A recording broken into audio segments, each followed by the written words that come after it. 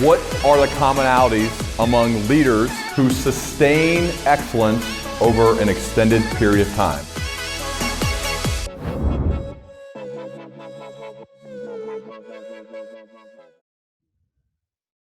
Rich, welcome to the Learning Leader Show. It's good to have you, man. Thanks, Ryan. Great to be here. I want to deconstruct excellence with you here. The foreword to one of your books is written by the great Tom Peters, In Search of Excellence. And so I thought this question would particularly be good for you. When you think about those leaders specifically who have sustained excellence over an extended period of time, what have you found to be some of the common behaviors among them? You know, I think there's a common thought pattern among these kind of leaders. And I had to dig down deep inside of myself to find my own version of this. And I, as you know, in the books I've written, I've actually drawn a line between what I think excellence is all about and joy.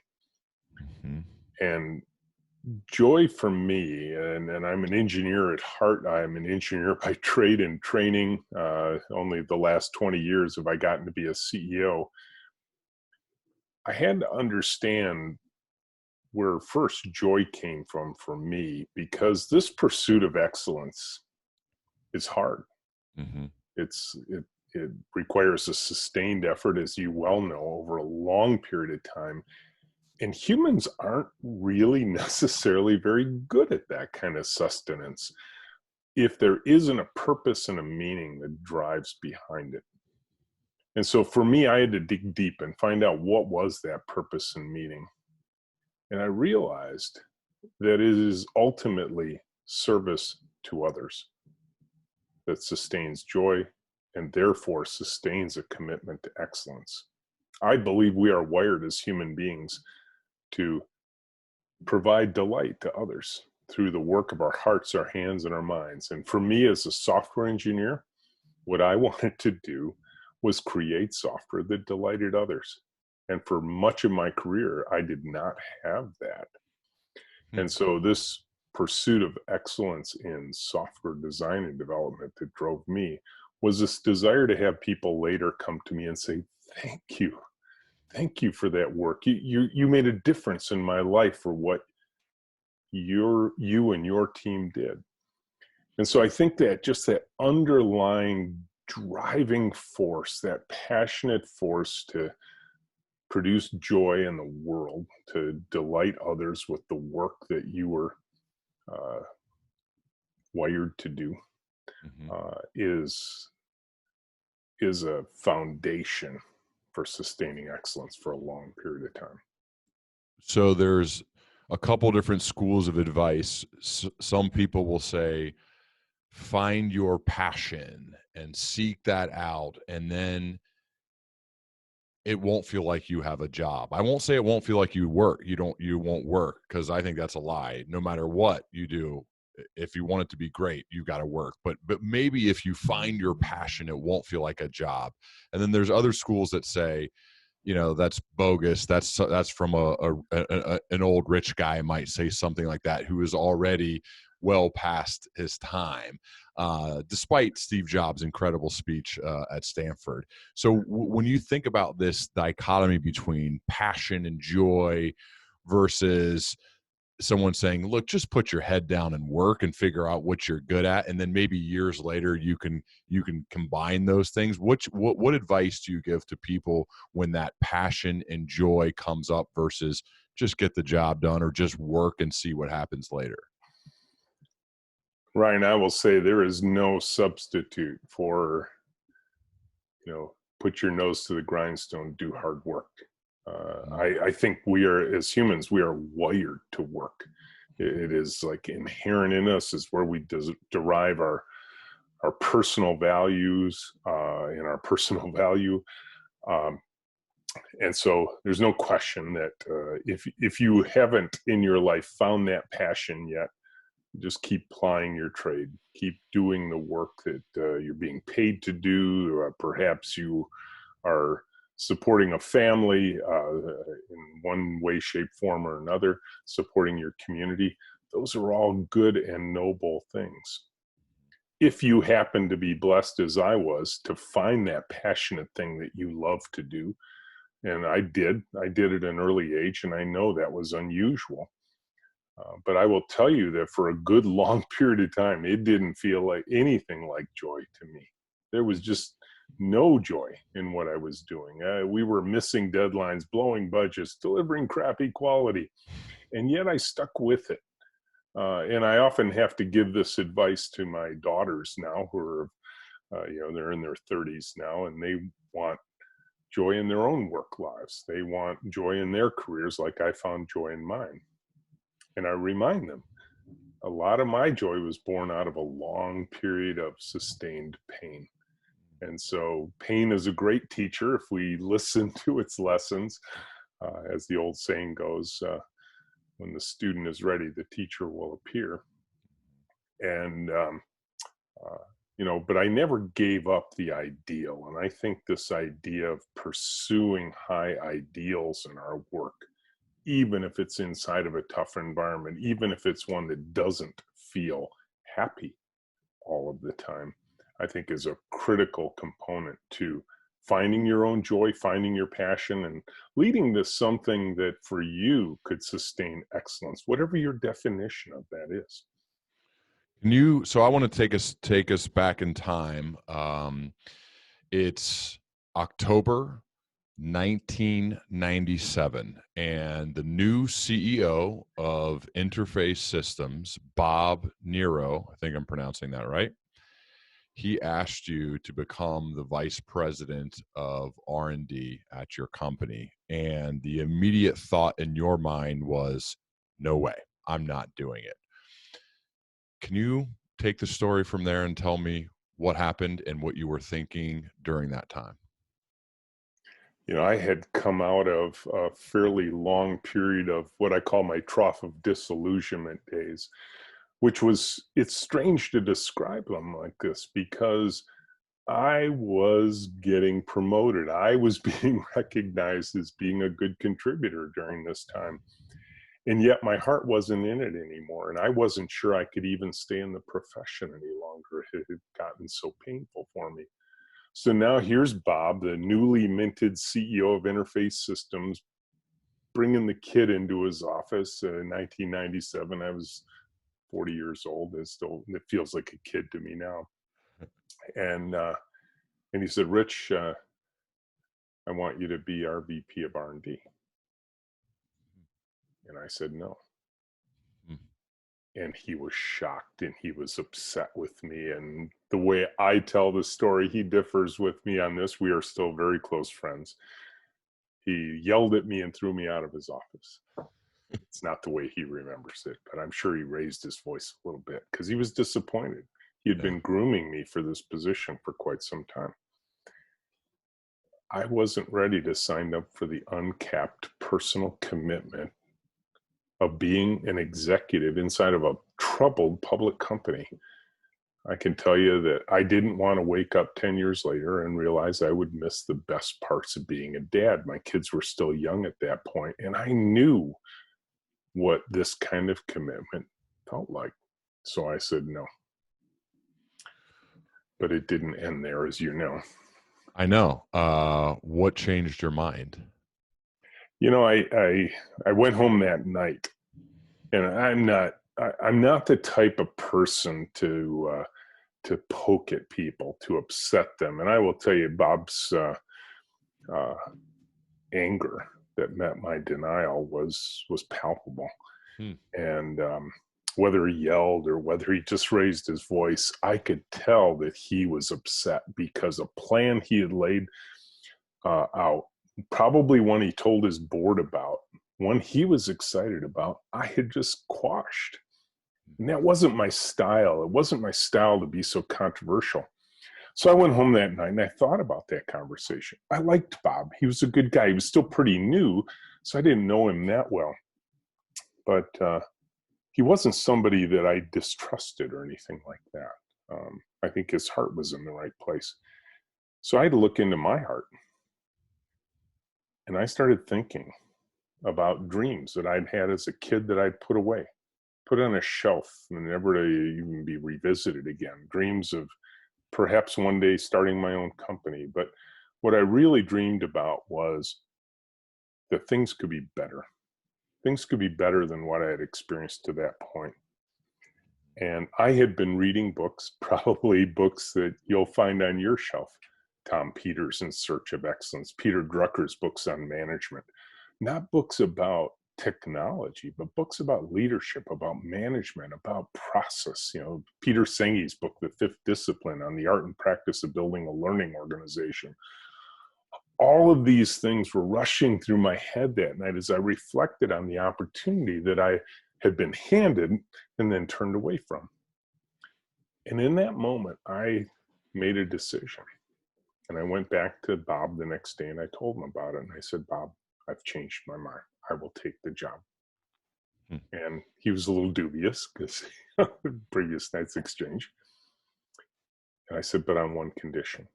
And now he's probably peaked at this point because he's like, wait, the guy who told me no that I threw out of my office is now coming back here with conditions? And I said, Bob, I'm going to build the best damn software team that Ann Arbor's ever seen. And I won't be able to do it alone. I need your help.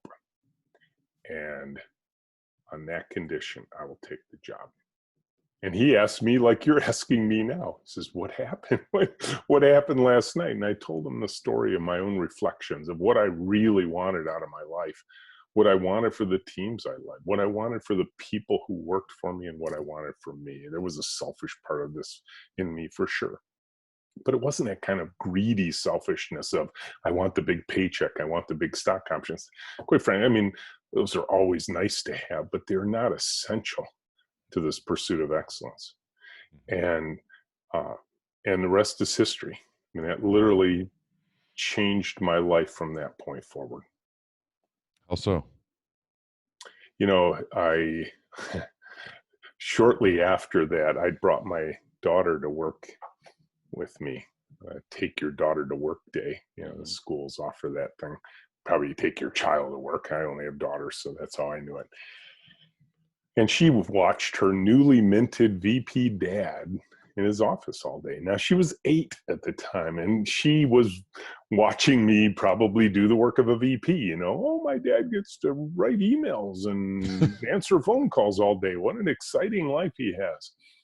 But at the end of the day, I asked her, I said, Sarah, so what'd you think? How was your day? What did you learn? Because I knew her teacher would ask the next day. And she said, what I learned, Dad, is you're really important here. What? She goes, yeah, what I saw is nobody here can make a decision without asking you first. Oh, now she was very proud, but I was instantly mortified because I realized I created a team that couldn't move faster than me. And in that moment, so the VP job had been given to me just a few months before. Now here's my daughter, sort of calling me on the carpet. She didn't realize she was doing it at the time. Yeah. And I knew that the change that had to happen, the thing that I most needed and wanted in my own professional life, had to begin here in my own heart. I had to become a different kind of leader. This wasn't about changing the people around me. This was about changing me, my attitude about leadership.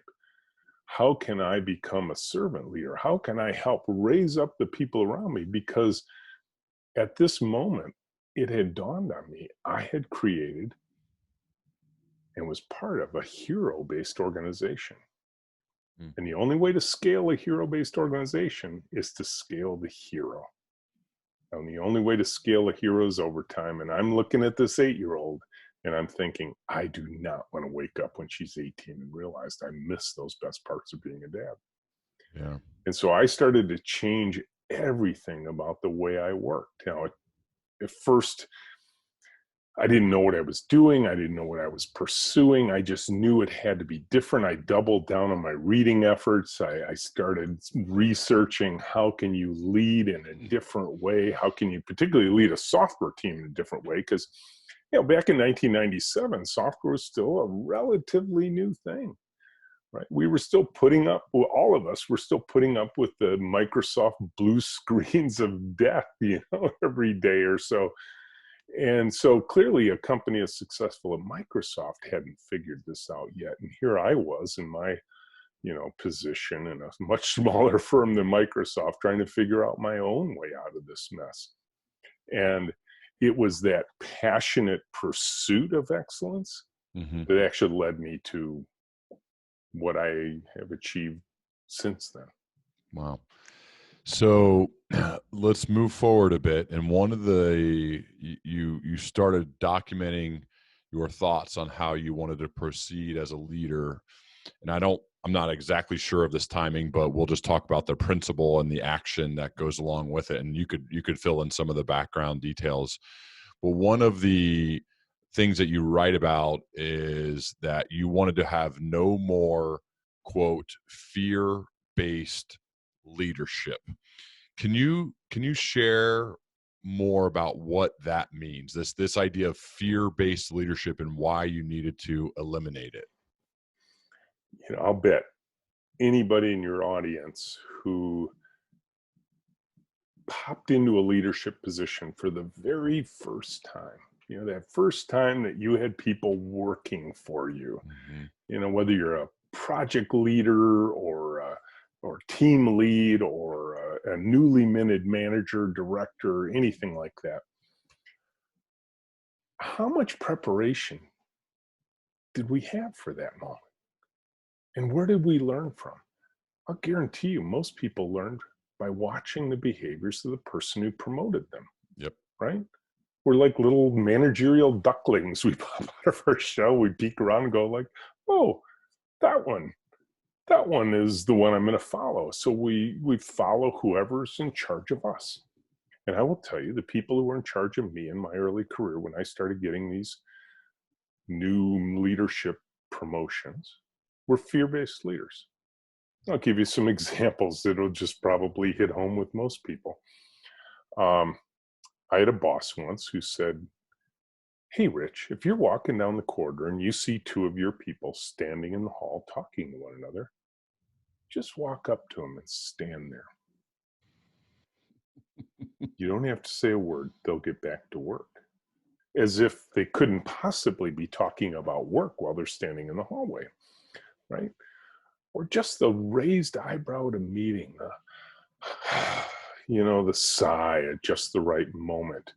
I had a boss who probably had also read Tom Peters' work. Tom Peters has this wonderful phrase. He calls it management by walking around, right? Get out of your office, get out, see your people, meet your team, get to know them. In Tom's world, incredibly principled view of the world, right? He wants to be that servant leader. He wants all of us to be servant leaders. He wants to say, go out, get to know your people, be present, be curious. Yeah, but this guy took it to the next extreme. And he'd pop into my cube and he'd lean in and he'd say, how's it going? What you working on? You almost done? You coming in this weekend? Well, I wasn't really thinking about it. Well, what do you think now? Well, yeah, I guess I am coming in this weekend. Yeah, that's what I thought. He once told me, he said, I told him I wanted to take a vacation with my family, and I was actually probably arguing a little bit for vacation hours. And he said, I have a family. We've taken vacations. They're very overrated. It's not as much fun as you think it is. I'm like, so all of this was how I was taught, right? These were the leaders I had. And I have so many other examples of fear-based leadership. I'm guessing everybody in your audience does. Yeah. Well, how else are we supposed to lead if that's how we were taught, if that's how we were led? And that was my early training in leadership, right? Nobody was sending me away to formal classes. I can assure you, other than me personally reaching out to read books like Tom Peters and Peter Drucker and Peter Senge and those kind of books, there was no formal management training. You just kind of, you learned it probably like everybody before you did, on the job training. And, right. Maybe you were good at it, maybe you weren't. So also I want to talk about values. So several years ago, your co-founder, at Menlo Innovations, James, he conducted an exercise to understand your beliefs and values as a team. And this is, I think, is a cool, tangible takeaway that anybody could do.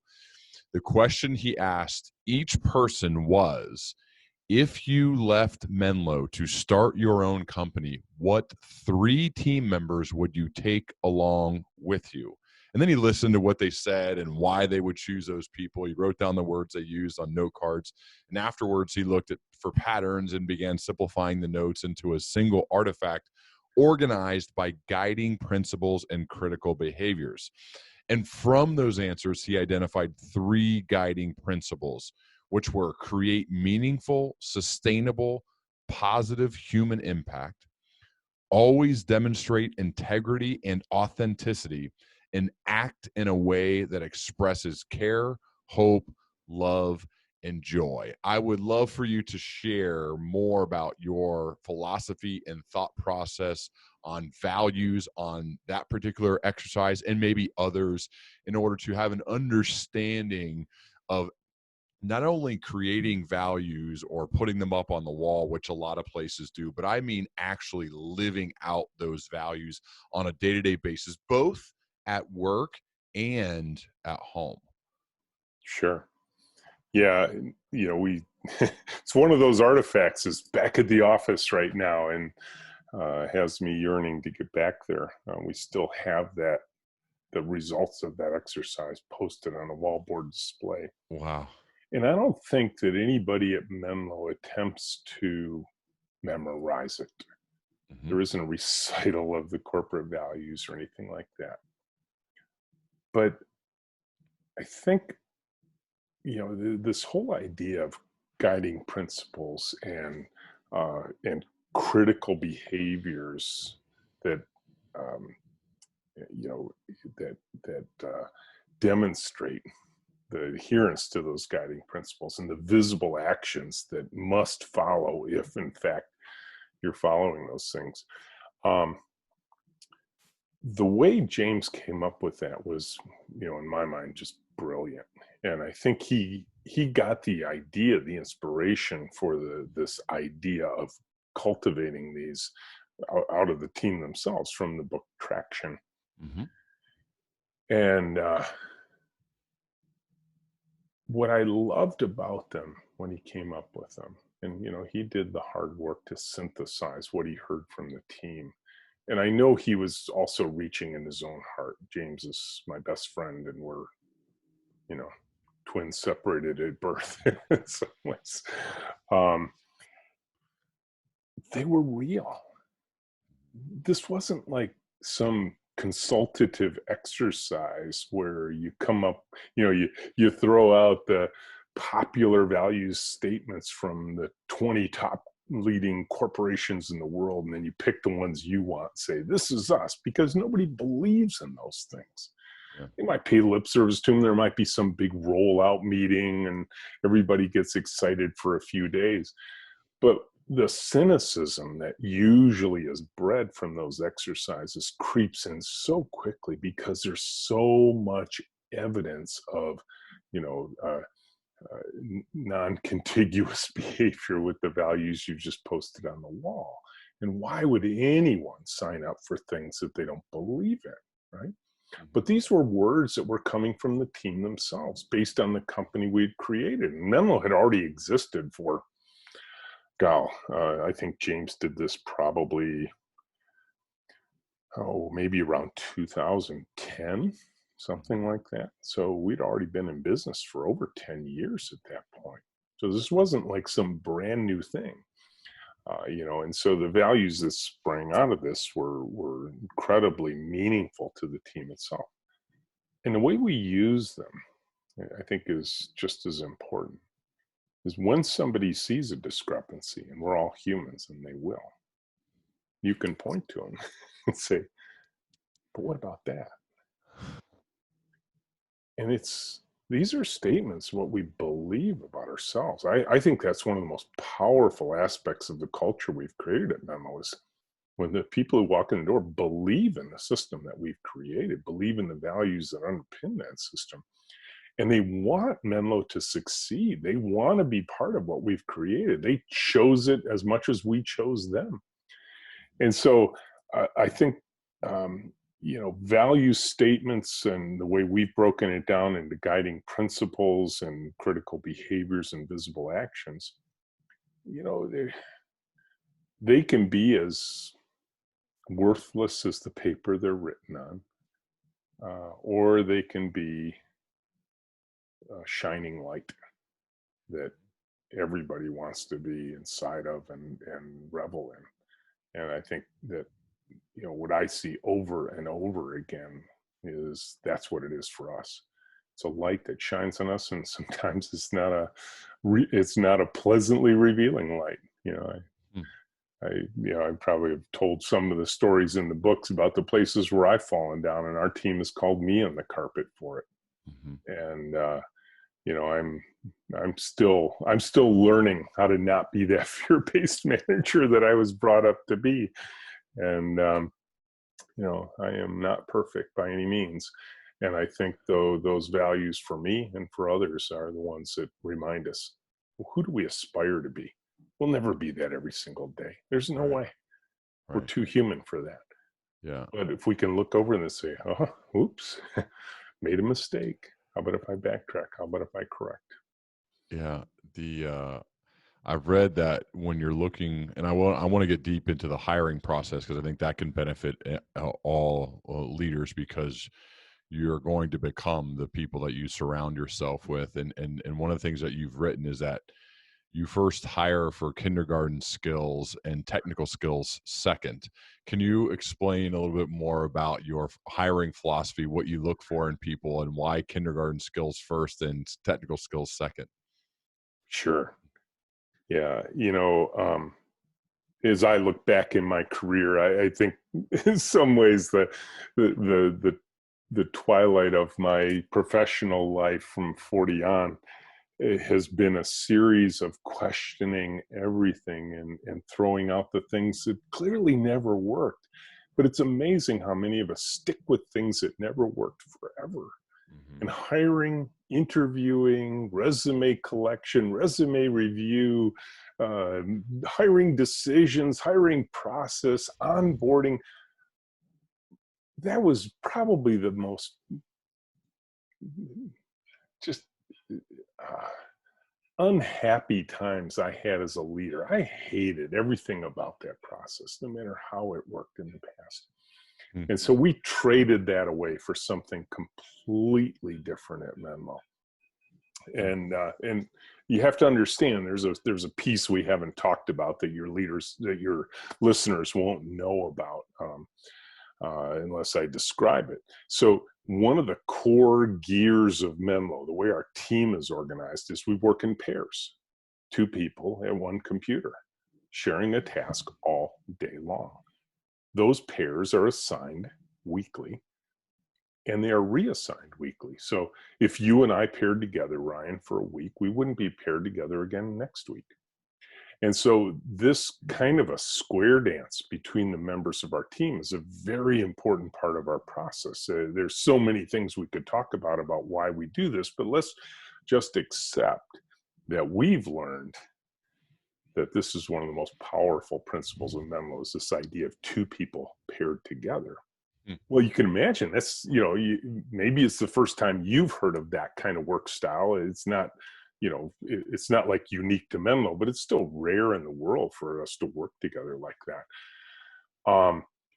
And how would this affect the hiring process? How would this affect who we want to join our team? So we had to reinvent everything about the way we interviewed, the way we selected and made selection decisions, the way we onboarded, because this was going to be different enough that most people who join Menlo will have never worked this way before. And so when we talk about good kindergarten skills as the first criteria for joining Menlo, what does that really mean? Plays well with others, doesn't hit, bite, scratch, swear, run through the room with scissors over their head, put their things away at the end of the day, polite, have manners. And, quite frankly, I've looked back at some old kindergarten report cards of our team members from time to time. I've had them bring them in. It's kind of a funny moment when you ask them, I'm not sure where mine is. I'm like, your mother knows where it is. Go ask her. But even in kindergarten report cards, imagine this. Some of the things they talk about is, cover your mouth when you sneeze. Wash your hands.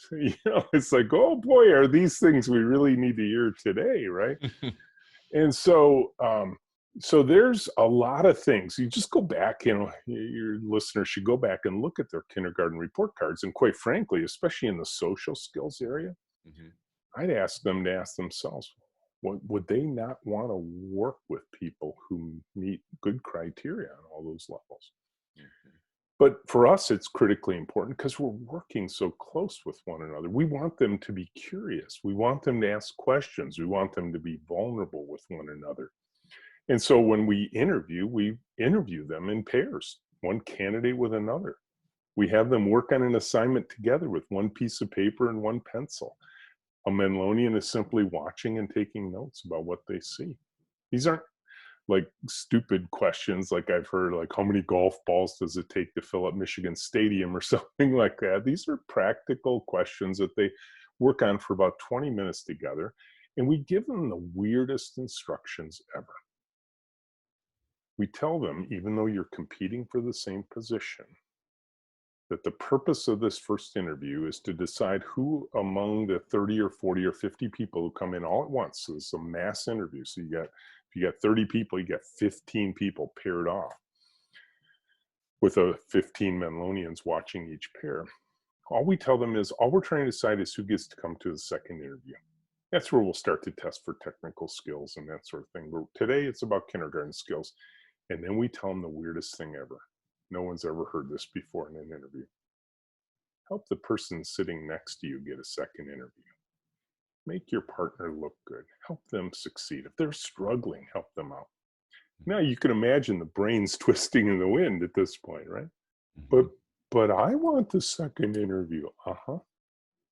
You're going to demonstrate how good you would be a fit for our team by watching how you support the person sitting next to you. Because understand, the person sitting across from you is going to be your pair partner someday. And they are making their own personal evaluation. Will this work for me? And this doesn't mean being docile and a yes person, all that kind of stuff, because that doesn't help us succeed either. It's okay to challenge, but can you challenge another person in a way that's helpful, that opens up their mind rather than closes it down? Can you not do it with fear? That sort of thing. And we switch those pairs 3 times in this 2-hour interview. They do it 20 minutes each with a little bit of setup between each one. So in the first 2 hours that they're exposed to us, what have we done? We've started to teach them our culture, which I think is another important part of an interview process. Because there may be a lot of people who come through our doors who say, not for me. I could never work like this. You'd rather know that. Okay. Yeah, you'd rather know that right away. I'd rather have them know that right away.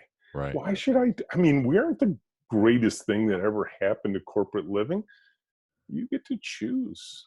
When you work for somebody else, you're volunteering. There's no, indentured servitude here. It's everybody's volunteering to come into work every single day. There's nobody who's forcing. One of the other interesting aspects of your business that I read about is that there are no bosses, no supervisors, no annual performance reviews. You hire each other and fire each other and promote each other. Personnel decisions are made by the team as a whole, not by an HR department. So this to me brings up all types of questions. How have you been able to make that work? Yeah, I'm very careful about this because number one, it sets people's minds in a direction where they're thinking Lord of the Flies style chaos or something like that. Interestingly enough, there was just an article about this. So Lord of the Flies, everybody would bring up that as an example of this is what happens when there's no clear model for leadership. But Lord of the Flies was fiction. Yep. Turns out there was a bunch of kids that had gone off in a boat back in the 50s or something like that. And they got stuck in an island for a long time. And it turned out when they got done, they looked more like Menlo than they looked like the fictional story of Lord of the Flies. Mm-hmm. And a lot of people don't know that story, of course, and they assume that without some strong hierarchical leader and positional authority, it'll devolve into chaos. Well, that just isn't true. I mean, at least in our example, it isn't true. But here's the difference. While we don't have bosses at Menlo, we absolutely have leaders. Mm-hmm. But leadership can come from anywhere. Leadership could come from someone who's brand new to the team. Leadership could come from somebody who's been with the team a long, long time. When you have the positional hierarchical authority, you can tell people what to do, and they have to listen. Mm-hmm. That can get you in a whole lot of trouble. Because, yes, boss, I'm going to do exactly what you say, boss. I know it's wrong, boss, but I'm going to do what you tell me to do. And look, there are times where I have to be that kind of boss. You know, am I the boss of Menlo? Sure. I'm the CEO. I'm the co-founder. I'm one of the owners of the company. Could I fire anybody on the spot if I chose to? Absolutely, I could. Would I? I'm sure there are, under certain circumstances, the answer is you betcha. However, I have to also suffer the consequences because of the culture we created, that would send a shockwave through the team. That to do so without explanation, to do so without the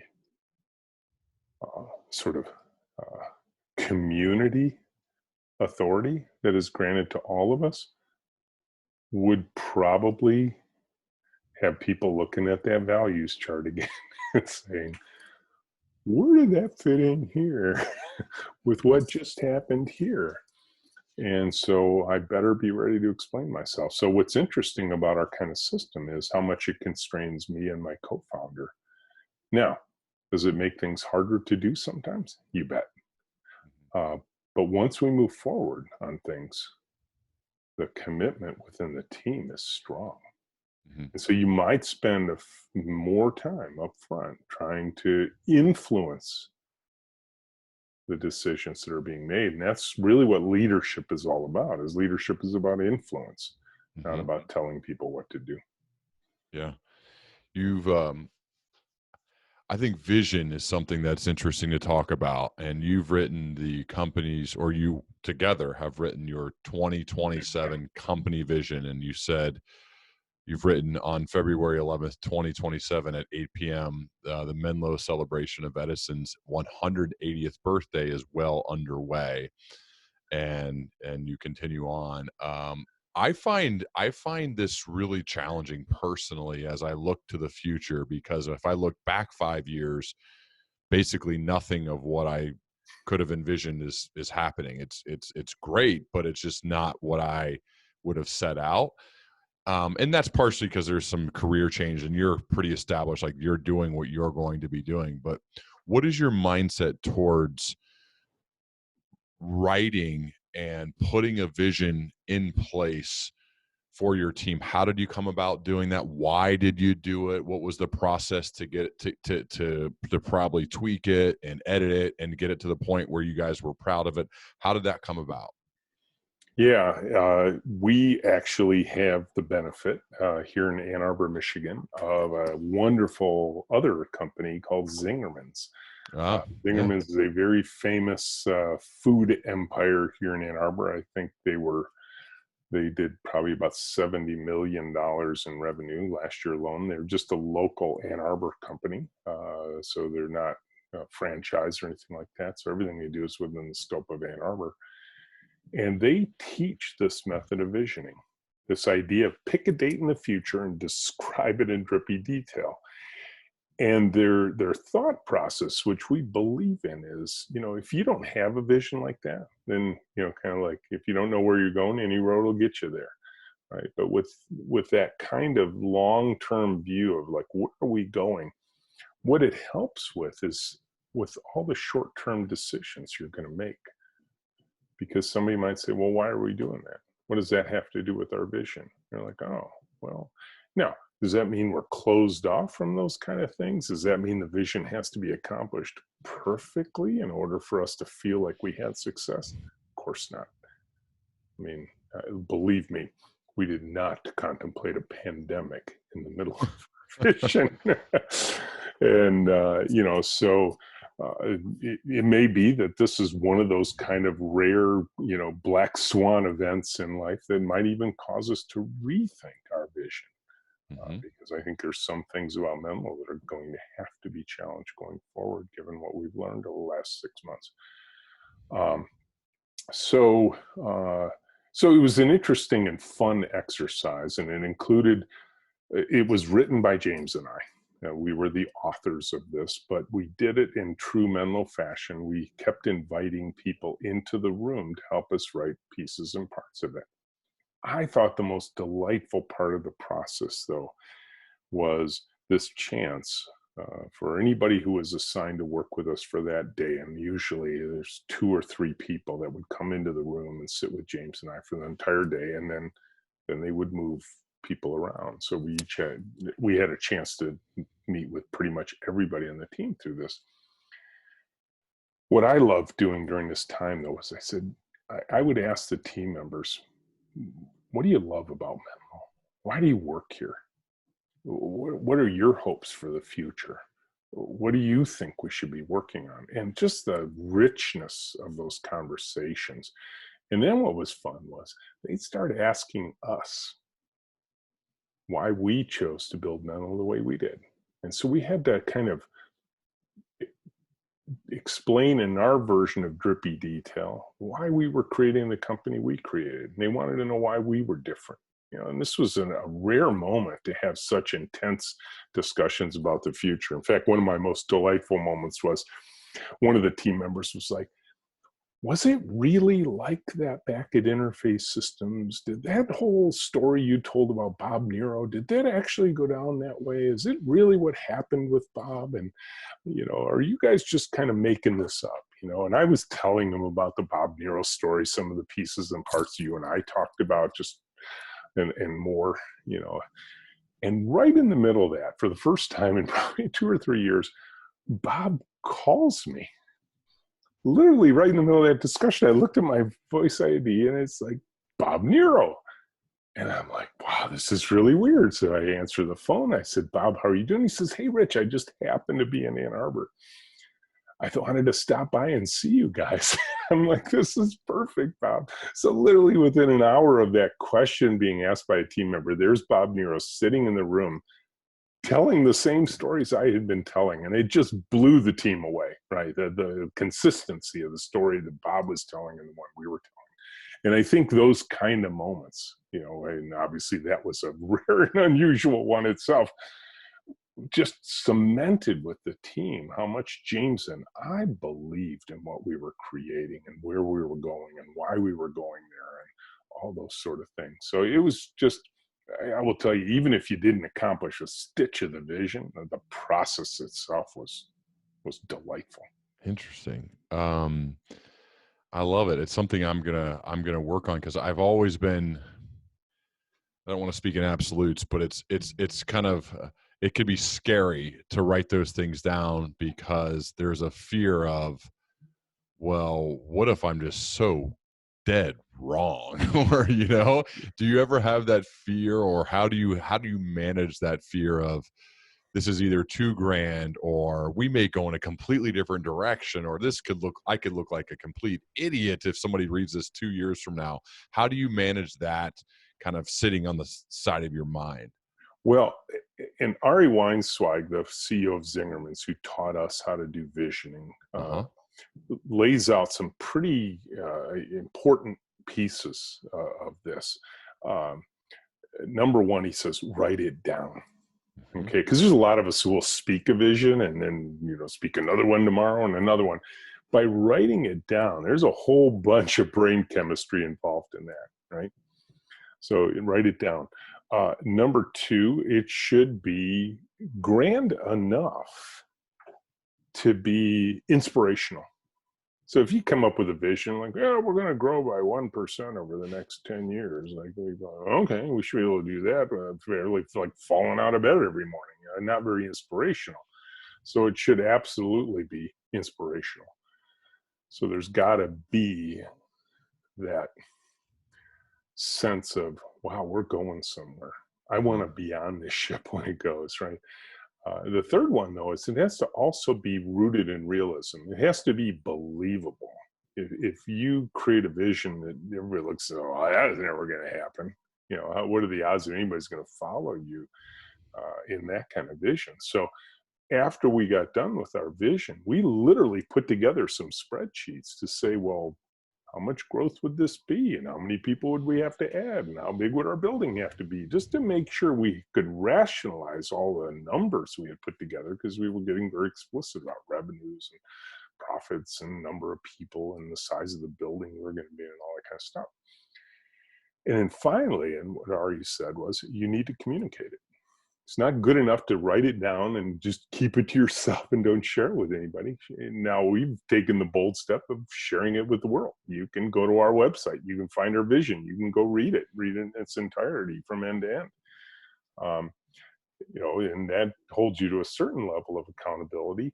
Now, the nice thing is, and I think I told this story in Chief Joy Officer, there are a few members of the team who were like, okay, that's 2027. That's a long way off. What's 2019 going to look like? What's 2020 going to look like? So, in fact, we just added somebody to our team, Erica, in the last, and she read the vision. And a lot of people who read the vision, they'll be like, oh, that's really neat. I really appreciated it. It was exciting to read that. Good job. Erica came back with like 17 pages of notes. And she's like, how are you going to do this? You're going to need to do this, that, and everything. And I was helping Erica find a job somewhere in the world because she had just lost her job in the hospital that was downsizing. And I realized in that moment, I don't want to lose this one.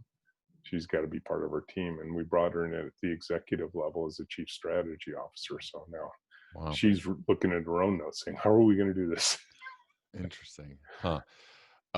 Rich, I have one more question.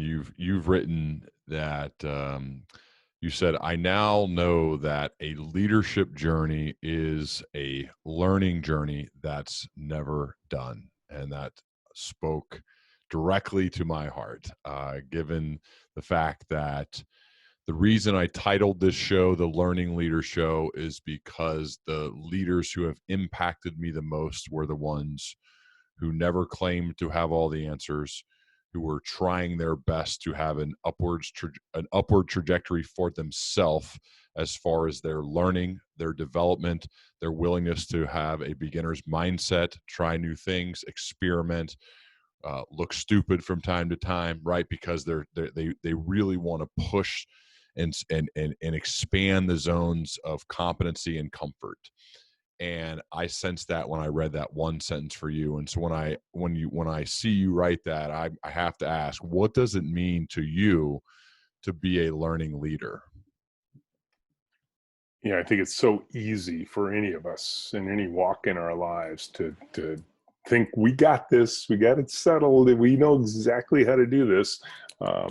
I'm pretty sure that once I became a parent, all of that just came tumbling down around me.